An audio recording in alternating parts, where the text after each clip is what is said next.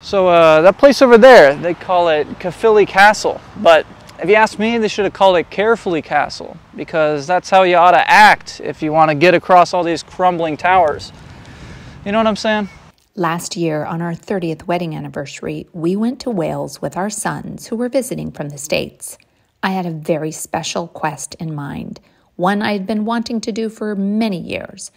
Go to Caerphilly Castle and eat Caerphilly cheese.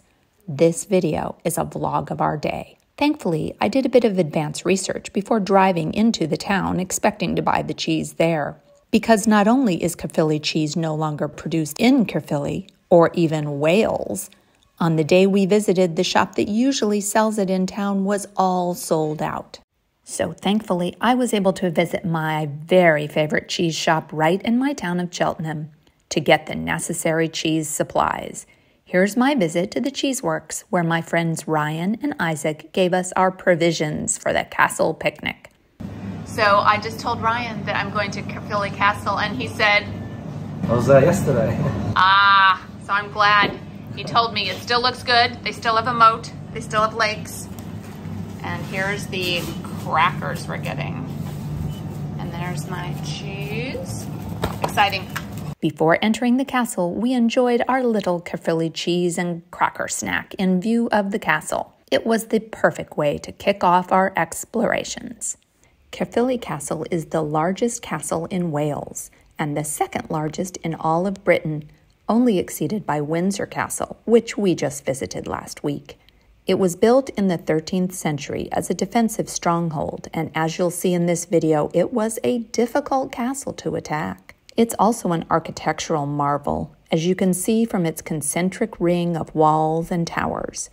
And one of those towers is known as the Leaning Tower of Caerphilly, as it is leaning at a greater angle than even Italy's Leaning Tower of Pisa.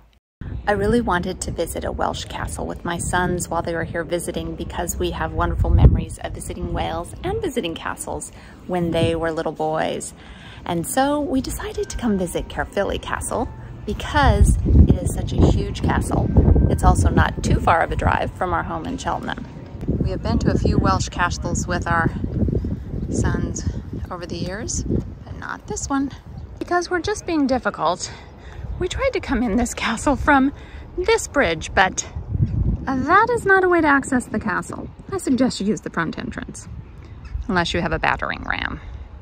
This really is a stunning castle, and I absolutely love that it still has this big moat around it. And I know it's a ruin, but it still has all these circular towers, which are gorgeous.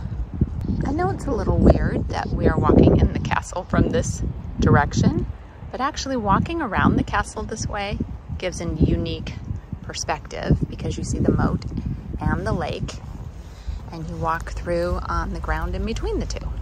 So you enter through this gatehouse, and there's the ticket office and gift shop. And then you cross the moat on this bridge. Unfortunately, though the towers here are beautiful, just beyond it, our view is a bit marred by the massive restoration project going on. I think it's like a £5 million restoration project. So that'll be great when it's over, but we're enduring a bit of scaffolding in the meantime. I love this sign on the entering drawbridge that it's kind of the horrible histories version of telling children about the castle. Caerphilly Castle was never captured by force in medieval times, and talks about how you can't go over with a ladder, you can't attack it by boat, and if you get to the gatehouse, they're just gonna shoot you through the holes. And you can't swim the moat. The cartoons on this are just really funny. And we'll go look at the crossbows and trebuchets a little bit later. Caerphilly was the first concentric castle built in Britain.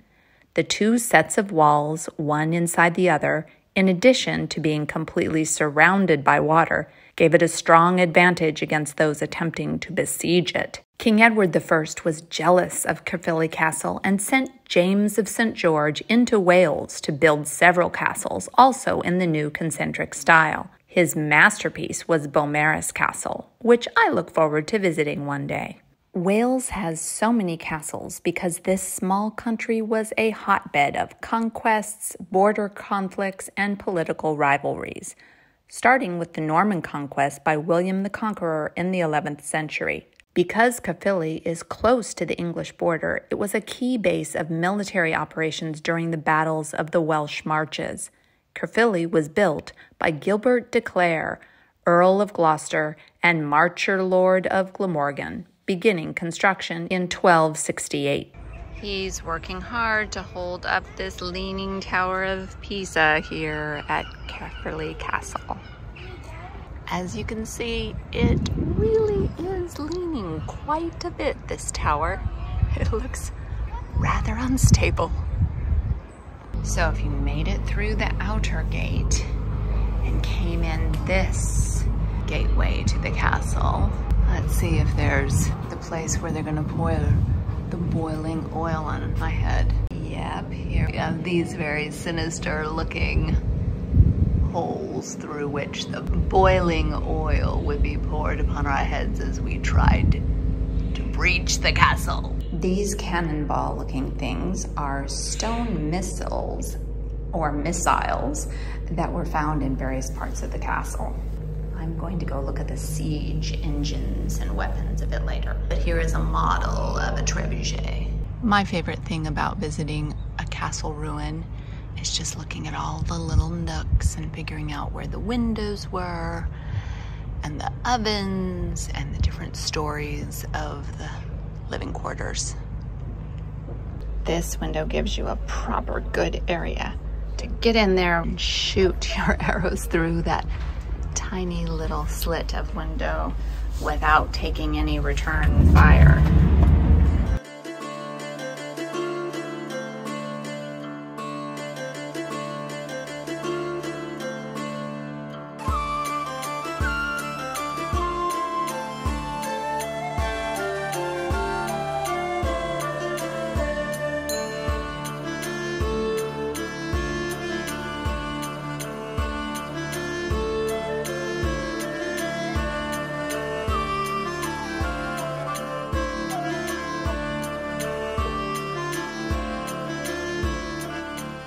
So when Ian was a boy, he used to spend his summers in Wales and went to a lot of castles. And did you come to Caerphilly? I came to Caerphilly Castle when I was probably about 8 years old.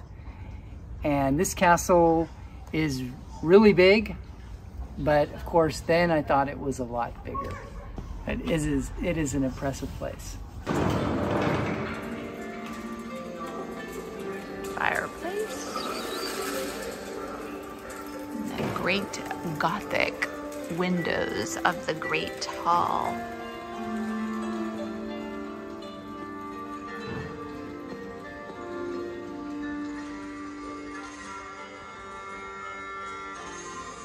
This is a massive Great Hall.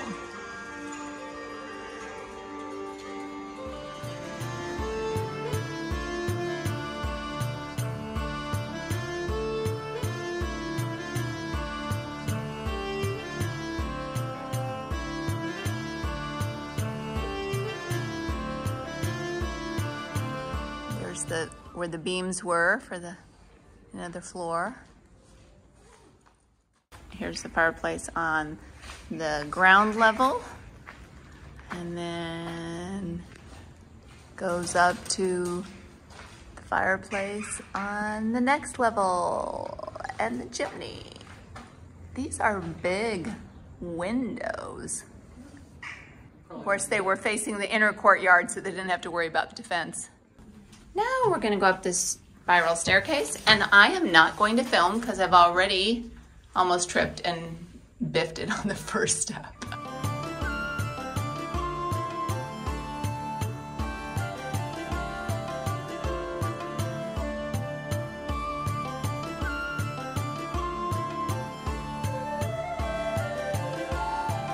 Okay, let's go see what's in this room. nice arched doorway. Ooh, it's the medieval potty. And some poor chap had the job of cleaning it out down at the bottom.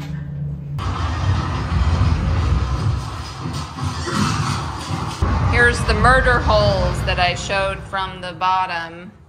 Here they are from the top. And they've nicely put grates here so that we can't drop rocks or boiling oil on the other visitors to the castle down below. There are many interesting art exhibits and castle stories you can enjoy inside the castle. I'll share this one because it was my favorite. It tells of the dramatic lives of these 3 women. First, the forlorn Alice de Lusignan, the neglected wife of Gilbert de Clare. She found comfort in the arms of a local knight, which led him to be hanged. Alice's marriage was annulled in 1285, and her sad ghost, called the Green Lady, allegedly haunts the castle to this day. Then there's the feisty Joan of Acre, the determined daughter of Edward I, who became the much younger second wife of Gilbert de Clare in 1290. 5 years and 4 children later, Gilbert died. Edward then planned a second marriage for her, but sneaky Joan ran off and secretly married an unsuitable commoner named Ralph. The king was furious, but Joan used her cute grandchildren to charm her father into warming up to Ralph. Eventually, he even allowed Ralph to use Gilbert's titles, including Lord of Glamorgan. Finally, we have the cunning Eleanor de Clare. She was the daughter of Gilbert and Joan, who demonstrated great skill at surviving medieval power politics. Her brother's death in 1314 left an inheritance to be divided between his 3 sisters. In the meantime, these lands were controlled by their uncle, King Edward II. His rule provoked Llewellyn Bryn to lead a Welsh uprising. He besieged Caerphilly, but resourceful Eleanor was in charge inside the castle and successfully held out for 6 weeks until help arrived. She also managed to survive her marriage to the dangerous and disliked Hugh Despenser and imprisonment in the Tower of London. Caerphilly has long been a famous British castle because of its grandeur and its complex design. Originally, it was thought to be Roman because of its enormous size, but in 1834, archaeologist G.T. Clark correctly identified that it was a late 13th century fortress.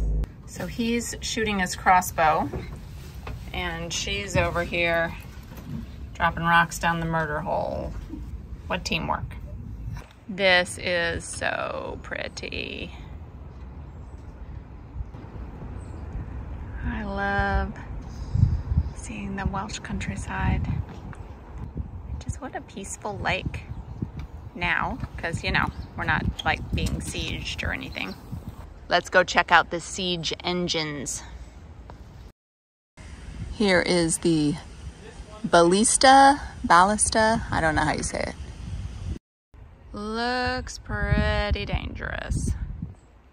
This mangonel, or however you pronounce it.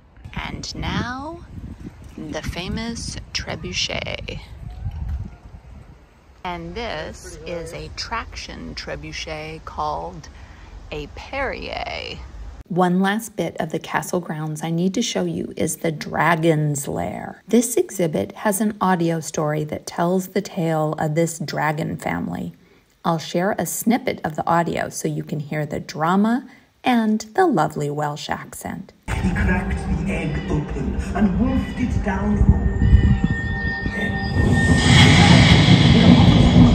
The king was gone, and in his place stood an enormous dragon.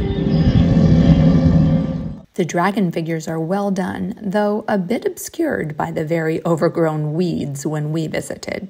So many Canada geese, so far from Canada.